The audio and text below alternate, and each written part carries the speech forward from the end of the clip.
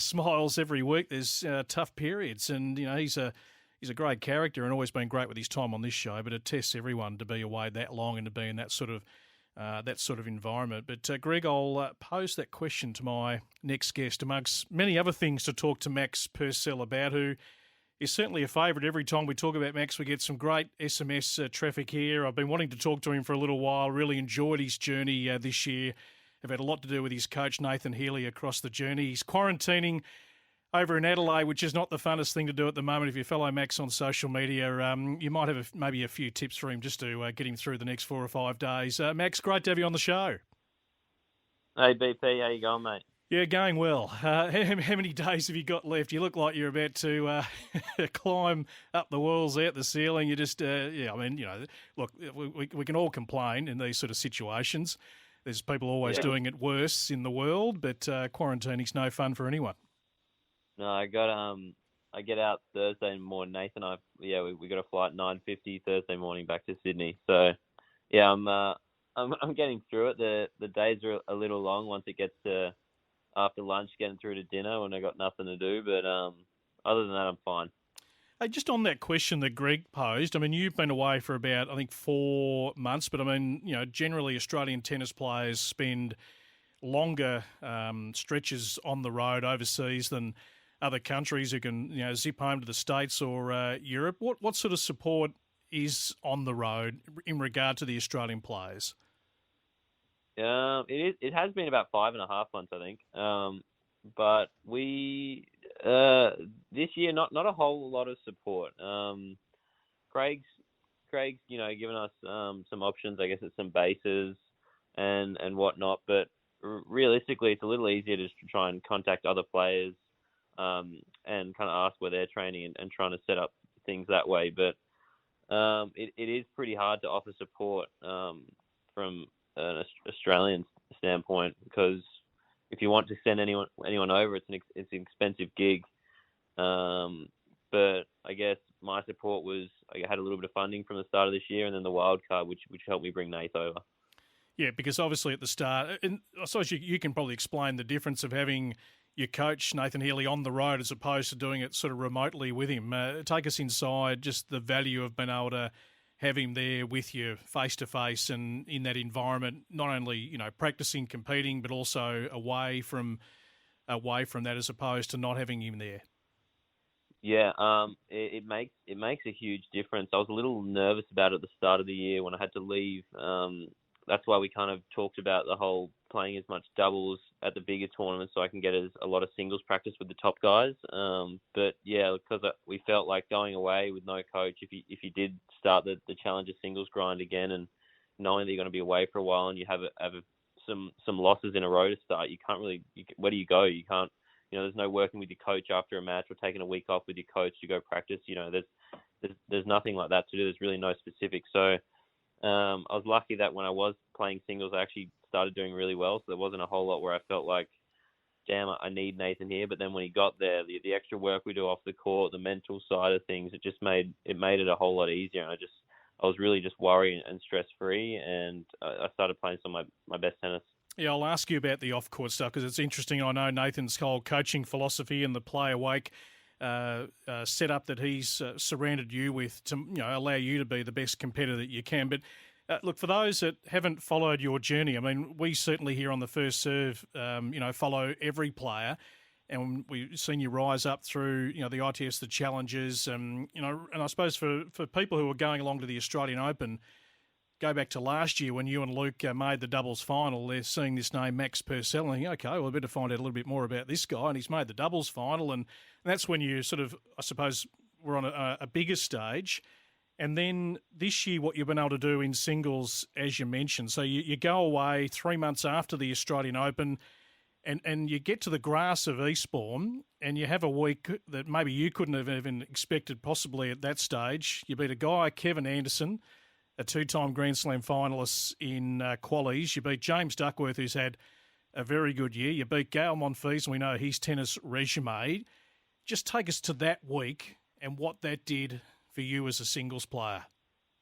Yeah, Nathan and I do a lot of mental work about getting rid of any beliefs we have. So I guess from the work we'd done, the mental side of any beliefs that I feel like that were holding me back, we kind of just get rid of those, and it eases a lot of mental stress. And then from all the training that we'd been doing as well, I was just getting really confident in where my game was at, and I was kind of feeling not if but when, and I guess rocking up there to play doubles with Luke, getting an alternate spot into the qualifying, then a lucky loser spot into the main draw. I just kept kind of running with it.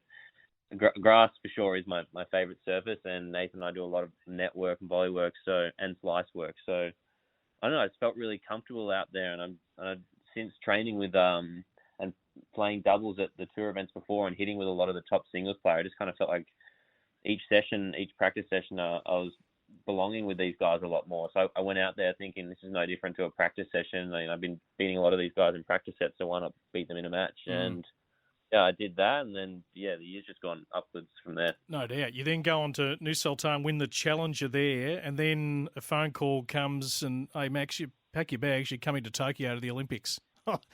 Yeah. How was that phone call? I mean, that's an incredible thing to get. I mean, I've done a lot of work with Sam Groth on this show, who got a very last-minute call up to Rio back in 2016, and most athletes have a 4-year period where they're building up to an Olympic Games. Yeah, it was a hard one. I got kind of called after my quarterfinals match in Nur Sultan, and I was at that point. It's pretty hard to climb the rankings at the moment, so I really wanted to do everything I could to get into US Open qualies. Yep.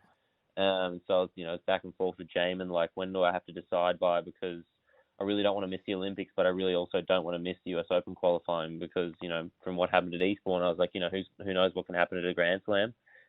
And I won my quarterfinal match. Screw it, let's go, let's play the Olympics. I've always wanted to ever since I was a little kid. And then I go there for doubles and then end up, last minute getting a call up to play singles when Andy pulled out. Yep. Another biggest win of my career. And then, I guess a couple more wins later, and I didn't have to worry about qualities for the US Open at all. I got given the main draw wildcard. Yeah, and it all worked out. And that biggest win was against Felix Auger-Aliassime. I mean, he's obviously had a fantastic year and, closing in on the top 10 and been a star junior. Just take us back to that day when you're in, you're in Olympic colours. It's, I suppose, in a lot of ways, it's an odd Olympics with no crowds and such a different buzz. But I imagine, and I spoke to Jamin Crabb the week before, that when everyone was in the player village, that once you're in that little bubble, regardless of what was going on outside and no crowds in the stands, it was just the thrill of being an Olympian took over any of that. Yeah, it was. I mean, tennis lacks a lot of that team environment stuff, being an individual sport. So getting over there and not having to compete for the first, 5 days was really special, and just getting that whole team environment was really exciting. But yeah, I rocked up that day knowing that I was I guess it was the second day, so knowing I was the first alternate out essentially, but I was who's going to pull out, right? So I'm there. I've got a couple of extra shirts and shorts. I know I've got doubles later with Pearsy, and then I'm just getting off the bus when we get in there, and Crabby calls me saying yeah, man, you're in. So I'm in what? I know I'm in doubles there. I'm like, yeah, like what? Like, Andy's pulled out, you're in, and I had to call up Pearsy to get him to bring more gear over for me, and had a couple of hours to prepare, and then going out on center court there, and there's no crowd, but it's a big court and against a big player, and I felt really comfortable, and it was a really good match. So then on to the US Open, you take a set off Yannick Sinner, and we know he's just had an amazing 2 or 3 years and going to be a star of the game. Mixed doubles semi-quarterfinal with Matty Ebden in the doubles, and then you finished off making a final in Columbus at challenger level. You then pulled out of Indian Wells qualies and you decided to come home. But just before we get to that, I mean, the US Open across those three, just that match against Sinner, I mean, he's obviously had an incredible period, as I mentioned. Just take us back to your recollections of that and grabbing that set off Yannick. Yeah, first 2 sets, I just tried to kind of play how I had been playing, and he was far too good from the back. I kind of just looked at Nathan. We both just knew, I'm not going to beat this guy from the back. Let's change it up. And I hadn't serve and volleyed a lot in matches before. I'd done it one every 3, 1 every 4 points. I look to get to the net when I can, and I feel good up there. But 7 volleying, returning, chip and charging. Pretty foreign to me to do every point. And then I just thought, let's just do that. Let's see how we go. And I managed to find a spot where Yannick didn't really do anything with a certain return. And got a little lead in that set. Won the third set doing that. It was a bit unlucky at the start of the fourth not to break him, to get up another early break in the fourth as well. But from that one, I guess, set of just knowing geez, guy's an unreal returner. I've managed to find a spot where I can serve volley and win a set. And I just grew confidence for the rest of the trip. I started serve volleying off almost everything in my next 2 tournaments, and just felt so comfortable at the net, not looking for a serve and volley with an easy volley, just looking for any kind of first volley that I'd be able to do something with. And it was huge for me. Yeah, really noticeable. I watched a lot of the matches at the Columbus Challenger, and certainly you could see that change. And the decision to come home now, and obviously a lot of the Aussies are having to make the call, do I stay at right towards the end of the season? And there's the risk that, I maybe miss out on a flight or two because it is difficult to get back to Australia. What's the thought process to come back now? Well, originally the plan was to finish at Indian Wells anyway, so we weren't going to miss out on too much. And I thought, we finished on a high note. And I kind of leave Nathan up to making the decisions. I leave him in control of what we should do with my career. And we had such a good 9-10 week training block before I left at the start of the year. So we thought, why not try and do that again, have another good 8-9 week training block before trying to hit Doha or Melbourne, whichever one, hard next year when everyone else is potentially coming back tired at the end of the year, or, all these other guys from overseas are going to be annoyed going in the bubble and whatnot. So, I think it was just a decision. We played a lot of tennis back half of this year with singles, but very rarely do you get these extended training blocks, and we were like, let's try and make the most of that. And from here, I don't know if you heard what Nathan said. I won't maybe say it to you, what he said on this show about 8 to 10 weeks ago, what you could become, because, sometimes you can get too far ahead of yourself in this game. But I imagine, and I look at your game and I think, well, there's massive upside. I mean, right now in the live rankings, you're sitting at 175, and we know that can be whittled down pretty quickly with some really, really good results. I mean, do you feel like now that you really belong, and that this is just the beginning?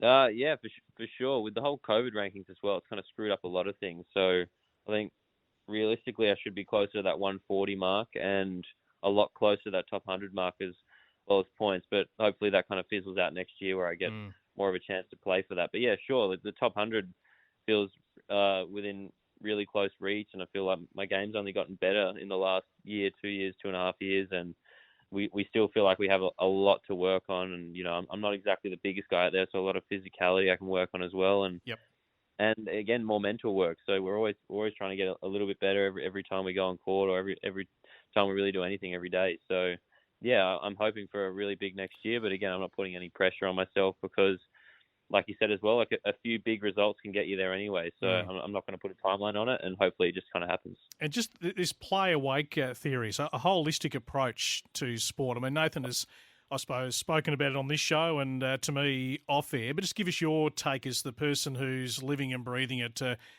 have the full package, mentally, physically, to be able to go out there and do what you do best. Just give us a little insight into that whole theory.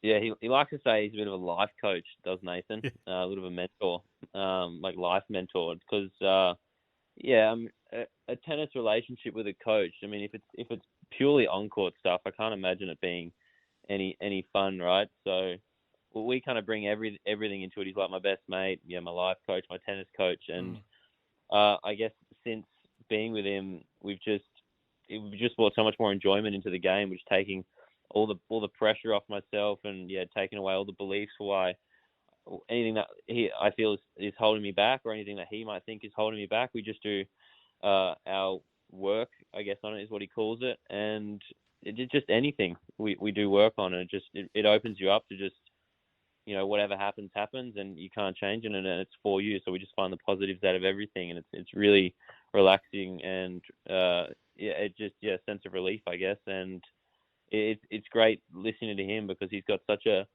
like a happy life and everything. So it rubs off on me, and we care about being better tennis players, but better humans as well. And yeah, it's really nice, a really nice way of going about being a coach.